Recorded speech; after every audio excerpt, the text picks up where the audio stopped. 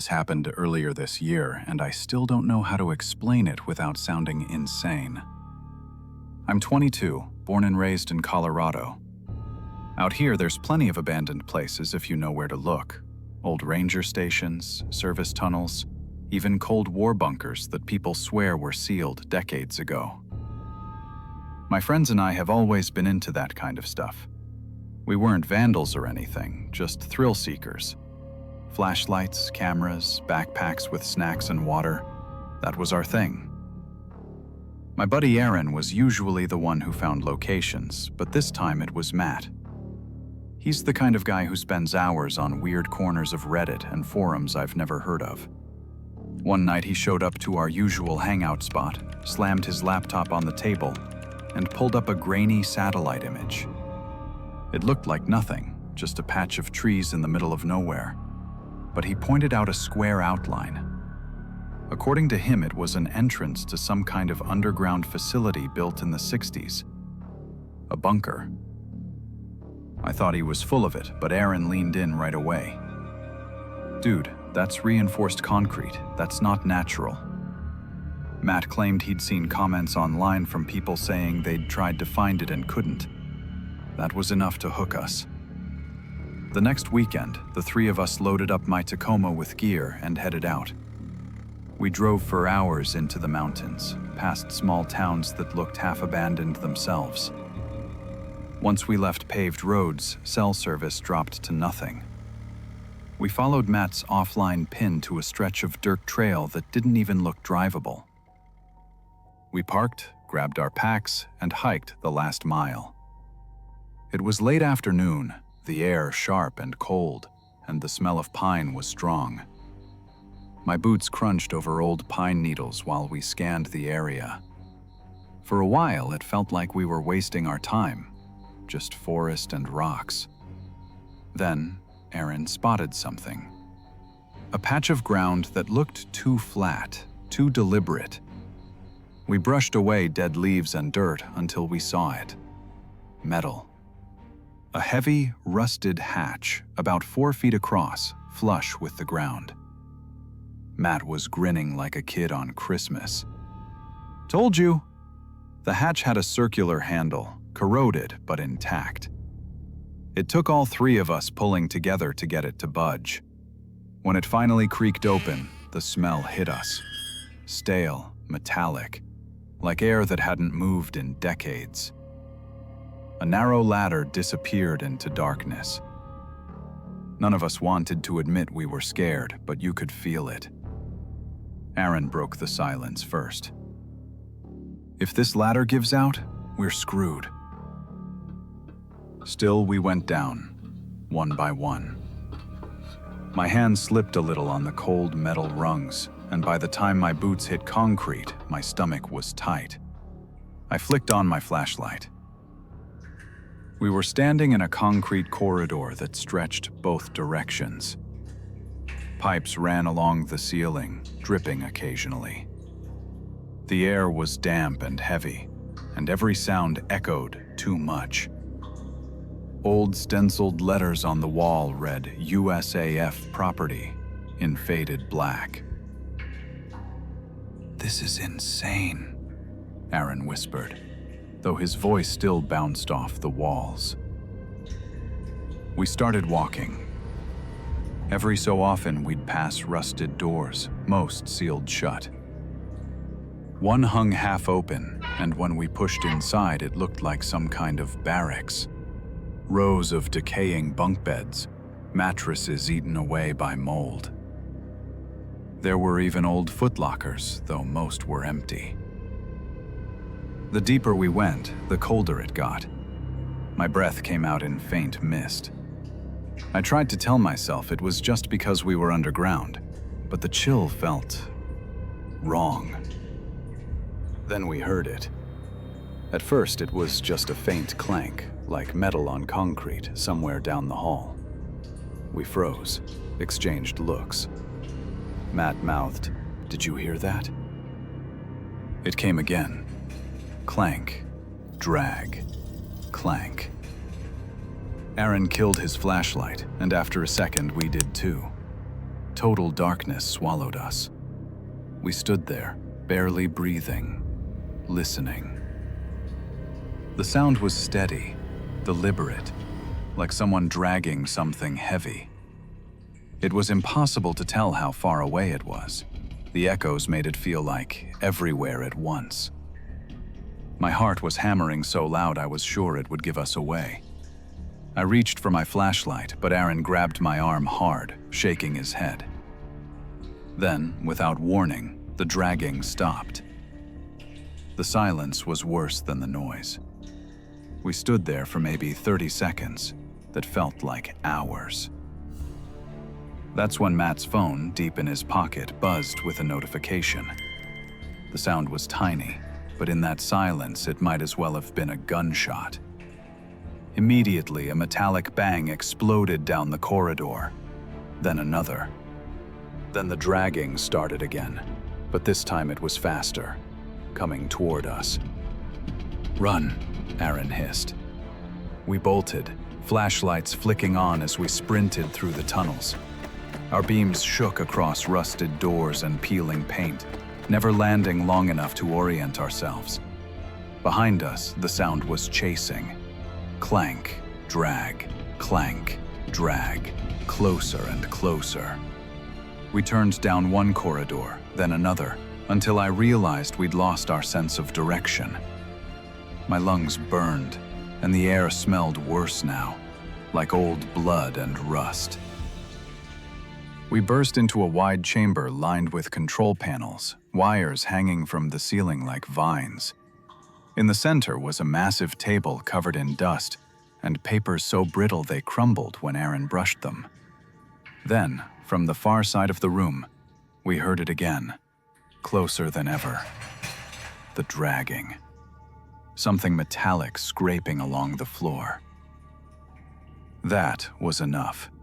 We bolted back the way we came, no longer caring if it was the right way. My flashlight beam bounced wildly, catching glimpses of things I wish I hadn't seen. Handprints smeared on the walls, deep scratches gouged into metal doors. Finally, ahead of us, I saw the bottom of the ladder. Relief shot through me. Matt scrambled up first, practically throwing himself onto the surface. Aaron went next. When it was my turn, I gripped the ladder so hard my knuckles popped. Halfway up, I risked a glance down. The light from my flashlight, dangling on its strap, swung across the corridor below. For the briefest second, I saw it. Something tall, hunched, with metal strapped across its shoulders and dragging chains dangling from its arms. Its head tilted back unnaturally, like it was staring straight up at me, even though its eyes were hidden in shadow.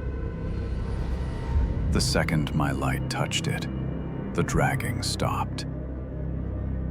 Silence. I didn't wait to see more. I scrambled the rest of the way up, my boots slipping, my breath ragged. Aaron and Matt yanked me out by my jacket, and the three of us slammed the hatch shut. We didn't stop to cover it or catch our breath. We just ran, through the trees back to the truck, barely speaking. We drove in silence until we hit a main road again. None of us even suggested going back. A few days later, Aaron texted saying he'd looked up more about that bunker. The government record said it was decommissioned in the early 70s, completely sealed. Supposedly, no entrances remained. But we know that's not true. And I can't get the image out of my head. Those chains. That hunched figure staring up at me. Sometimes, late at night, when my apartment's quiet and I can hear the pipes creaking in the walls, I swear I hear it again. Clank. Drag. Clank. And and I pray to God it never finds a way out.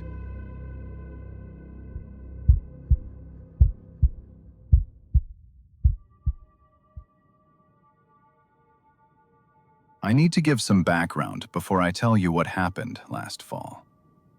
My family has always been a little complicated. On my dad's side, I know everything. His parents, his siblings, the whole family tree. But on my mom's side, almost nothing. She barely talks about her childhood, and whenever the topic comes up, she changes it so fast it's almost comical. She grew up in northern New Mexico, but that's all I really knew. No stories about her parents, no cousins, no traditions. Just silence. I used to push her about it when I was younger, but she always brushed me off. My dad once told me, "Don't take it personally. Your mom's family has some history better left in the past." I stopped asking after that. Still, there's always been one weird detail. Since I was a kid, my mom has mentioned her brother a couple of times. Never by name, just my brother. Like, my brother used to do that, or my brother would have laughed at this. But I never met him. He never showed up at birthdays, holidays, nothing. At one point, I honestly wondered if he even existed. That changed last year. Out of nowhere, my mom sat me down at the kitchen table and said, "Your uncle has a cabin in the mountains. He invited you to spend a weekend there. Just you." I remember laughing awkwardly because it didn't make sense. Why now? Why me? She wouldn't even tell me his first name, just that he lived off the grid and preferred to keep to himself. I should have said no, but curiosity won. The following Friday, I drove 3 hours into the mountains, following written directions my mom had scribbled on a yellow notepad. No GPS, no address, just landmarks like turn left at the old water tower and follow the gravel road past the wooden cross. By the time I found the cabin, the sun was dipping low. It was a squat wooden structure tucked between dense pines, smoke trailing from the chimney. My stomach was tight. When I parked, the front door creaked open. A man stepped out. He looked maybe mid-50s, gray stubble, weathered face, wearing an old army jacket. He smiled, but it didn't reach his eyes. "You must be Daniel," he said. His voice was deep, calm, like he'd been expecting me. We shook hands, his grip strong and cold. He never told me his name, and I didn't ask. Inside, the cabin smelled like cedar and something else. Something sour, metallic, almost like pennies. The living room was dim, lit only by a fire. Animal skulls hung on the walls, polished smooth. The furniture looked handmade, rough and heavy. He offered me coffee.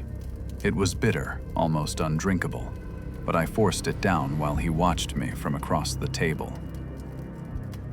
At first, the evening was normal. We talked about the mountains, the weather, fishing. But every time I tried steering the conversation toward my mom, his sister, his face hardened. "Not tonight," he muttered once, shutting me down cold. Later, he showed me to a small bedroom with a single bed and a heavy wooden door. I lay awake for hours, staring at the ceiling. The cabin creaked and groaned like it was alive. Sometime past midnight, I heard something. Not the usual house noises. This was deliberate. Slow footsteps in the hall. They stopped right outside my door. I held my breath, waiting.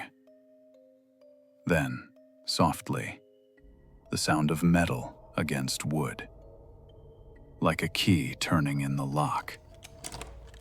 I sat up fast, heart pounding, but the door never opened.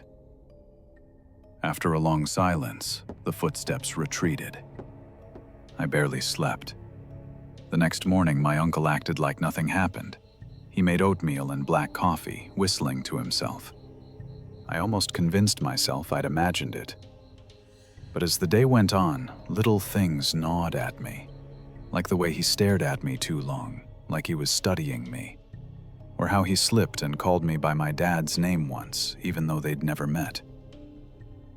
That night it got worse. I woke up to voices, low murmuring right outside my window. I couldn't make out the words, but it was more than one person. When I finally built the courage to peek through the curtain, my stomach dropped.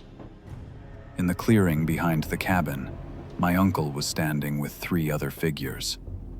They were holding lanterns, their faces shadowed by hoods. My uncle raised his hands, speaking in a language I didn't recognize. The others responded in unison, voices rising and falling like a chant. I ducked back, shaking. My phone had no service, no signal at all. I thought about running, but the truck keys were in the living room, hanging on a hook by the door. Then, suddenly, the chanting stopped. Silence. I peeked out again. The clearing was empty. Except for one thing. Right in the dirt, facing the cabin, was a small wooden cross. It hadn't been there earlier. I didn't sleep at all. I sat in the corner of the room clutching a flashlight until dawn. When morning came, my uncle acted perfectly normal again. He handed me coffee, asked if I'd slept well. I lied and said yes. Before I could say anything else, he put a hand on my shoulder and leaned in close. His breath smelled like smoke and metal. "You look just like your grandfather," he whispered. "He'd be proud you came." I left that afternoon, making up an excuse about school. He didn't stop me. In fact, he almost looked amused, like he knew something I didn't. When I got home, I confronted my mom. I told her everything, the chanting, the cross, the voices. She went pale, then furious. Not at me, at him. "You were never supposed to go there," she snapped. "Not alone." I begged her to explain, but she just shook her head, tears in her eyes. That side of the family, they made choices a long time ago. Choices I walked away from. "Don't ever go back." That's all she would say. I haven't heard from my uncle since. Sometimes, late at night, when the wind rattles the windows, I swear I hear that low chanting again. And I keep thinking about what he whispered to me, that I look just like my grandfather. So who exactly did I meet in that cabin? Thanks for listening.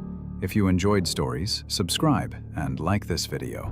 We share new stories every week.